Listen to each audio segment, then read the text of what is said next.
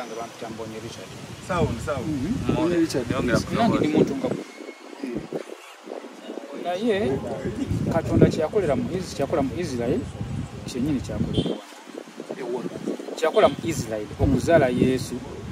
Nawe bwe bakuzaala. Nange nazaalibwa. Naye Katonda eri kale Yesu bamuyiga to the extent he was harassed, to the extent he was killed. Enzaalibwa yo yali etya? Enzaalibwa yange nazaalibwa wano mu Kampala. Mwami yakuzaala ati? Yanzala nga omanyi ogawegata n'omukyala n'omuzaala omwana. Kati awo ate teweekomparinga ku Yesu. Yabanga mwegatta taata ne maama. Kate Yesu yali kyuma. Anti oli yali wanjawulo. Olubuto lwe yafuna lwa Mwoyo Mutukuvu. Teyamala kwegatta. Bw'ogambye taata wo yeegatta ne maama wo. Naye mumanyi okubeera okyekitegeeza kati bw'okkiriza nti Yesu is alive in the flesh. In the flesh. Awo oba ozaliddwa mulundi gwokubiri. Oba ozaliddwa ki? Bw'okkiriza nti Yesu, Jesus Christ, is the Son of God. Born in the flesh is alive. Oba ozaliddwa omulundi ogwokumeka? Omulundi ogwokubiri. Ogenda mu Bayibuli. Yes. Kye bayita okuzaalibwa omulundi ogwokubiri kiyitibwa kubatizibwa. Okubatizibwa? Yes. Okubatizibwa by water and the spirit. Both. Good. Awo ndowooza ontegedde awo. Naye wali kifu ky'ogambye. Tekiriwo. Yesu yali 100% bwe yali ku nsi wano man and 100% God. Exactly, that's it. Now are you 100% human, 100% God? Exactly. You're God. Nze buli kyetaagisa kyonna nkiyina. Ekyetaagisa mu kukola ki? Even miracles. You perform miracles? Of course. Nawe oba obulina akawuka. Nze muganda wange kyosiranga kiti. Okawonya? Abalema obatambuza? Nze mugambye. Wali oyiseeko ku streets z'e Kampala? In fact mbadde okutuuka kujja wano. Kyeŋŋamba. Wali oyiseeko ku streets z'e Kampala? Kuliko abazibe n'abalima bameka olowooza? Bangi naye si gwe mulimu ogundeese. Omanyi ekyayita Yesu? Okulokola abantu ba Katonda. N'okuzzaamu essuubi. Kuzzaamu essuubi, kulokola na kuwonya. Kyogamba bonna yalina okubawonya. Buli gwe yasanganga. Kati saba nanti osaba akuwonya. Musawula buli gwe yasanganga kankujjukize. Bwe yagenda ku kidiba. Bese erinnya libuze. N'asangawo omusajja yali alwalidde emyaka 38 yakozimba ng'agala kugwa bugwe mu kidiba. Omusajja ono yamusabako okumuwonya. Ekidiba kyali kibimbanga ng'asooka oggwamu yawona. Yesu ajja. Omusajja ono yasaba ku Yesu omuwonya. Naye yamusaba? Nakisomako. Nga yamusaba? Ani yali mubwetaavu?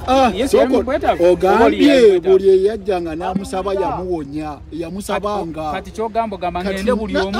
Kati njala kubuuza oyo omusajja yamusaba okumuwonya. Yamugamba oyagala nkukolera eki? Naye nga sobola okubuuza omuntu oyagala nkukolera eki nga tosabye? Omusajja yali yeebase bibye. Alindira bulindiriza gwo mu kidiba nga kibimbye. Yesu amusanga. Kugambye wali olw'ekisa n'essuubiri eyajja okuleeta mu bantu bw'amulaba n'amukwatirwa ekisa. Era bwe yamugamba oyagala okonyezebwa teyaddamu njagala. Yamugamba ate mbadde wano emyaka mingi ekidiba ekibimba okugwamu tewali ansuulayo. N'amuwonya kubanga kye kyamuleeta. Okitegedde? Kati ensonga eri gy'ogambye mbw abamutuukiranga bokka bwe yawonya kifu. Naye nga kyeŋŋamba kye kino Katonda n'omwana we Yesu Kristo ayagala abamunoonya. Bw'omunoonya kuba if you don't practice righteousness kati you are not welcoming him in your life. N'akalala akasemba Yesu Kristo Bayibuli etugamba yalina olugojo olwo n'engatto gyeyakomanga okukulanga n'olugoye lukula teyafuna lulala okuva we baakuzaala zezino engoye z'olimu bw'okulanga zikula omwana wa Katonda omulamu yoyo togenda damu soko nziremu ekyo okuva ng'oli muto bakuzadde engoye ze bakwambaza zezino z'okyalimu ez'omubiri physically kubanga naye Bible etugamba ekanzu gye bamutungiranga muto bwe yakula ng'ekula naye kaakati zino engoye zo okuva we baakuzaala z'olimu bw'okulanga zikula bonziramu ekyo nga tweyongerayo kati oli mu kubyangoye nze nkugamba I'm the second son of God by spirit. Ozalibwa mpozi Spirit. Ozalibwawo nze ono muzadde omwana mu Kampala. No, ozalibwawo ekyalo kyo kyalo ki? Ekyalo sawa zino ndiwe Kamwenge.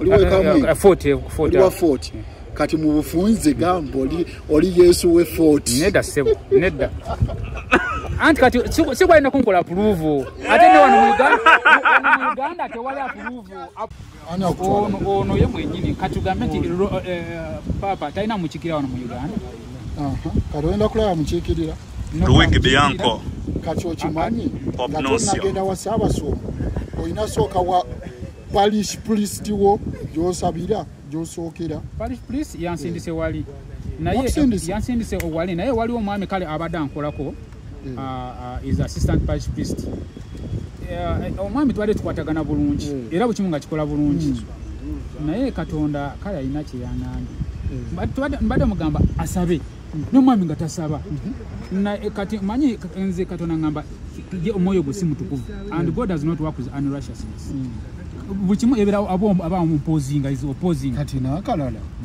gwokimanyi obadde ogenda kulaba Ssaabasumba already ensonga zeyandibadde azimanyi kuba omuntu kuva yandibadde ayogedde edda naye ogenda okujja bwoti akwaniriza bwaniriza bali bayaye naawe baki kati gwe Yesu kati ogenda kulaba yaye bakuwa approve anti kati toba wano tewali muganda tewala mpozi ng'ogenda kumpeya nasi kati bashi ayani nga bagenda kujijja kunasa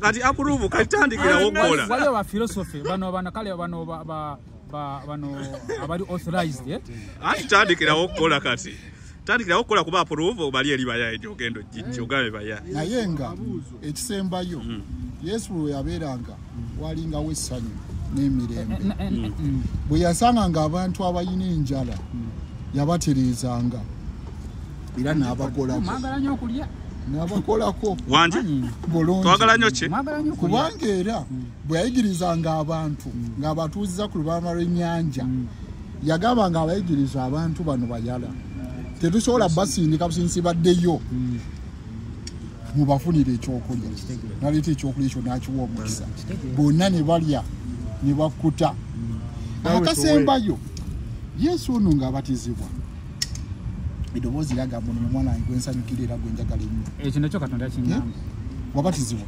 bulungi nnyo mu mazzi nga bakunyise mu baafu mu banyika ani yakubatiza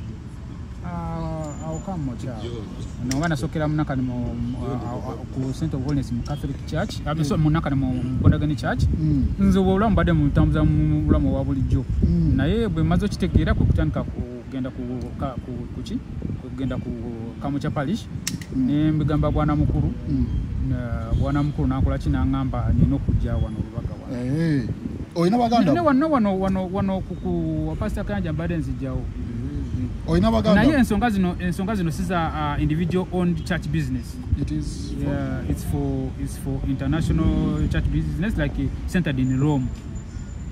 Kuba kati Katonda kyangamba kingdom. Kingdom kuno wano mu Uganda wano ensi erina okutegera wano waliwo kingdom. Kati balina okujja okulamaga ate waliwo n'abagenda okukyuka nga amaze okutegera nti Katonda yazadde omwana manya waliwo abalala kale nga banani believers like Muslims bo bagamba nti Katonda talina mwana kati waliwo abagenda okukyuka nga bategedde nti Katonda alina omwana omulala obanga alina family Katonda bakudde Yesu bwajja kuno ku nsi n'afuuka omuntu nga ffe yalina ekiruubirirwa kye era nga alina n'ekiseera gwe kiseera ky'okunsi kuno kyenkanawo.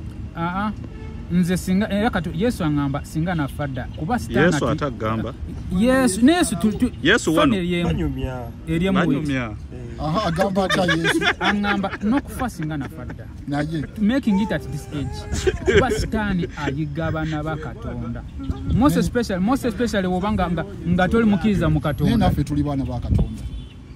If you are a believer that's good.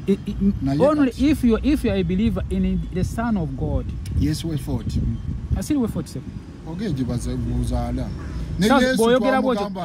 Choli we Nazareth. Kwanza ndi wano Kampala. Oli wa Kampala. Wano Mulago wano. Kati we Kampala. Kati Yesu we Kampala. Yesu we Mulago Kampala. Mulago. Boyogera kati muganda wange. Kyonna kye kiri. Enebaza Katonda nti yakutonda. Ale Katonda yatuwa amagezi fenna. Ag'okumukkiriza n'ag'okusalawo. Essaawa eno gye tulimu yakulaba nga tutereeza enkolagana yaffe ne Katonda. Ne bantu bannaffe. Exactly. Naye tukyusa n'embeera yaffe. Kaakati nga mukati nnyo. Kaakati nabaza Mukama akutambuza n'akuleeta tusisinkana. Yes. Naye tovoolanga erinnya lya Katonda obanga weeyita omwana wa Katonda. Ekyo kyokka kikumala. Exactly. Kikumala. I bear witness of myself. Okuzikiriza. I bear witness of myself. Naye Mukama akumpeera omukisa. Amina. Omusala ogwo gwakire. Ogwa Yesu Kristo. Kubyenwanye. Kubyolwanye. Nezitimba zonna Katonda bankubye timba nga just akantu ketufanga just kakayumba ya